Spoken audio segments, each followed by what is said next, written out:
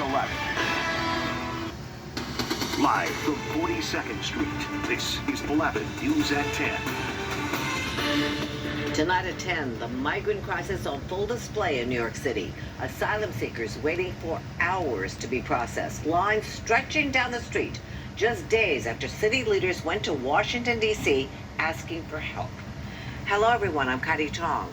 Mayor Eric Adams asked D.C. leaders for funding and resources to handle the busloads of migrants that continue to show up.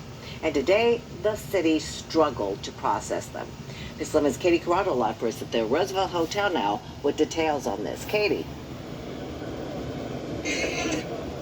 Katie, good evening. Asylum seekers have been patiently waiting for hours to be processed here at the intake center.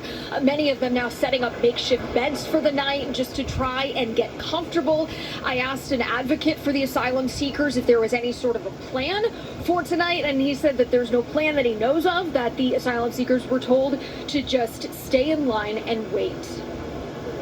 Yeah, we are here since the morning time. Hours on the sidewalk outside the Roosevelt Hotel in Midtown, where asylum seekers wait to be processed, with only limited relief inside city buses and vans. We feel bad because we are in the street. We sit in the street. We don't like to sit in the street. Yeah, they sleep outside last night. Sleeping outside is not easy. Her translator, Julio Martinez, says he hopes everyone can get a decent place to rest so they can dedicate themselves to work. He says they came looking for jobs and want to work with dignity to fulfill their dreams. Activist Power Malou agrees. People need to be treated with dignity. People need to be treated with respect and with kindness. And what we're noticing now is that people don't really care what's going on because no one is being held accountable. Malou says the city has been distributing these flyers at the southern border, asking asylum seekers to consider settling in another city because there's no guarantee of shelter or services. City Council Majority Leader Keith Powers calling the conditions outside the Roosevelt inhumane and concerning on Twitter.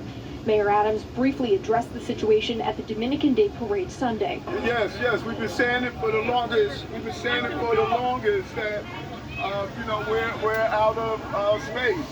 This is a national response. We need national help. We're out of space. In the meantime, asylum seekers have no choice but to endure the conditions, hopeful it will lead to a better future. We live out, it's not easy like that. You see, we don't got the food, good food, because we don't have a choice for eating.